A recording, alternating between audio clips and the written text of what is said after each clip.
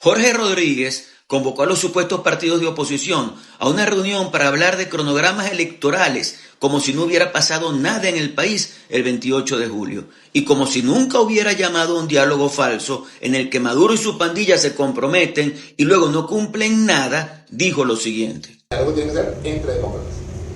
El diálogo tiene que ser entre las personas que no solamente queremos, sino que cuidamos y defendemos la paz. Hablas de un diálogo honesto, de un diálogo entre demócratas. Tú, Jorge, ¿se puede tener más cinismo? Tú no fuiste el que le juraste a Maduro que él ganaría la presidencia que perdió de calle. ¿No le decías que anulando democráticamente las primarias vía TSJ, inhabilitando democráticamente a María Corina, proscribiendo a los partidos políticos y entregándole democráticamente sus siglas a tus alacranes, impidiendo democráticamente que votaran más de 5 millones de personas, ganaba la presidencia sin problemas? Y cuando se vieron perdidos, derrotados, ¿no fuiste tú mismo quien apoyó la decisión de publicar un boletín falso hecho en una servilleta? ¿Y a eso le llamas diálogo honesto? Para ti el diálogo entre demócratas es el que tienes con los alacranes y los falsos opositores.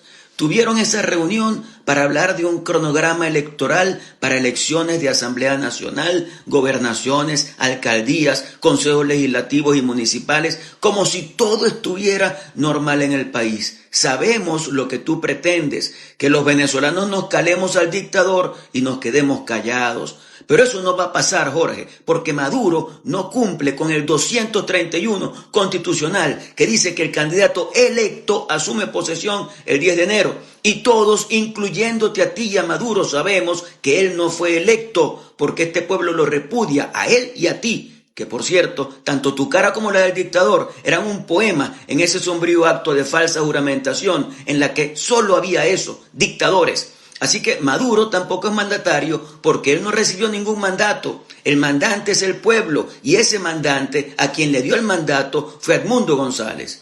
Entiendo entonces que tú pretendas que todo pase y volver a la paz del miedo, del secuestro, de la opresión, del sepulcro, pero te repito que eso no va a pasar. Y entiendo que los farsantes que tomaron las siglas de los partidos de oposición y se prestaron para presentar candidaturas que entre todos rondan el 2%, te acompañen porque ellos ya son parte de la dictadura de Nicolás.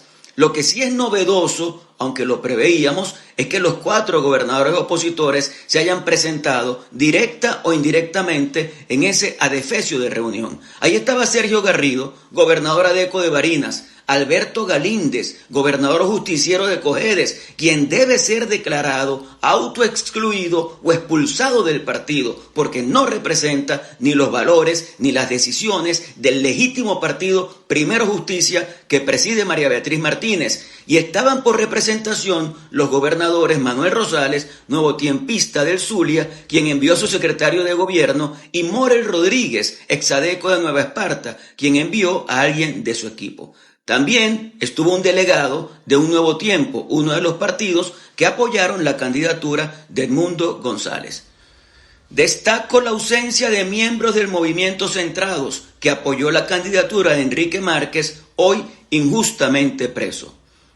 La plataforma unitaria 20 Venezuela, María Corina Machado y Edmundo González han defendido claramente la necesidad de mantenernos enfocados en el respeto a la soberanía popular, en la defensa de los verdaderos resultados del 28 de julio, de acuerdo a los cuales quedó electo como presidente de los venezolanos Edmundo González Urrutia. Y ese es el gran sentimiento nacional. Los venezolanos vamos a seguir luchando para lograr que se respete nuestra voluntad, manifestada claramente con pruebas, con actas, ese 28 de julio. Entonces, ¿qué sentido tiene para estos señores asistir a un acto en el que se asume al dictador Maduro con el falso título de presidente de una nación que lo repudia? ¿En qué están pensando? ¿En pasar la página y entrar en una normalidad que la nación no se cala? Por eso, claro que es importante la unidad, pero en ella solo deben estar quienes tienen claro el propósito y asumen que nuestra lucha es hasta el final. Y el final es cuando logremos sacar a Maduro, el dictador, de la presidencia que usurpa y podamos iniciar un gran proceso de transformación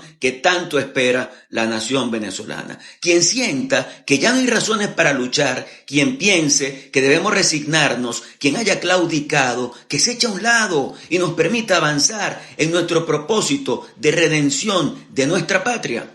Venezuela triunfará. Esta es la hora de la resistencia. Que viva Venezuela libre.